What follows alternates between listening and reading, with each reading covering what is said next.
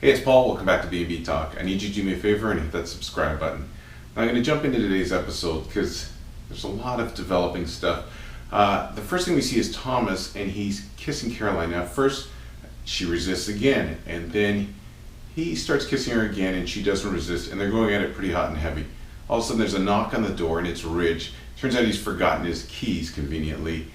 And you can correct me if I'm wrong, but at some point, it looks like it's a dream that everything didn't really happen because Thomas is back to rubbing her feet and her ankles, and it looks like it's a dream. And I'm not sure. Please write to me and let me know whether you think it's a dream or if it really happened, or it was a daydream that Thomas had. Now, Ridge wants to know obviously what's going on, and Caroline tells him that Thomas was helping her ankle. Obviously, Ridge is absolutely suspicious. And he looks Thomas in the eye and says, "Is there something that you want to tell me?" And Thomas says he doesn't want to get into a fight with his dad, so I guess they're going to table it for later.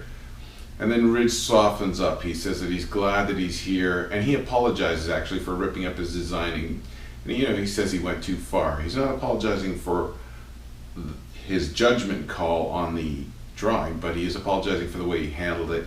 And Ridge says that he pushes his son because he's his dad and he wants him to do better. So they sort of make up, and Ridge actually asks Thomas if he wants to stay and draw with them, and Caroline says the same thing, but Thomas declines and he takes off.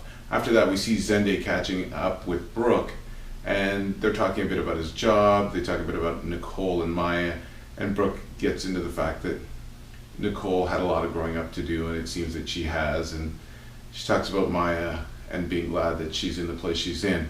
Now, Brooke says that she's happy that Zende's at Forrester, and then she tells him about Ridge tearing up Thomas's design, and they talk a little bit about that, but Brooke sort of backs up Ridge because she knows him and says he's really doing it because he thinks it's for his son's own good. Now, Brooke tells him that Ridge and Caroline won't last, though. She doesn't mince words about that. Now, we leave them at this point, and then we see Thomas, and he actually runs into Zende. Actually, Zende comes up while Thomas is working out and starts a workout, and they start rehashing everything that happened with Ridge. They also discuss Caroline and and her relationship with Rick, and then with Ridge, and how Caroline wants kids, and Thomas isn't sure that Ridge. Well, he's pretty sure Ridge doesn't want kids, so you can tell he thinks it's not going to work. Thomas says he doesn't want to see Caroline get hurt, and then he pretty much throws Ridge under a bus in that category, saying that he's not really a relationship guy and he's pretty much selfish. So we know his thoughts on that. After that, we see Ridge and Caroline, and they're talking about the fight, and Ridge is a lot calmer now, and he tells Caroline that he knows that Thomas came over to vent to her, not to see him. He's pretty astute because he's right. And I think Caroline realizes that at one point, but Caroline doesn't really pull any punches with Ridge. She actually tells him that she thinks that he said some awful things to Thomas, and that he should give Thomas a chance. And then Caroline gets a message, and while her and Ridge are in the middle of making out, she sort of pulls away and looks at the message, and it's from Rick, and it's letting her know, it's either Rick or his attorney, I can't remember. It's letting her know that the divorce is final, and she sort of gets into a funk over this, and she is bummed out because she says that she's never failed at anything before, and Ridge sort of talks her through this, and Caroline says that she had her life all laid out in front of her. It was going to be, I guess, marriage, kids, career, the whole bit, and she's sort of thrown, because this has thrown a monkey wrench into her perfect life.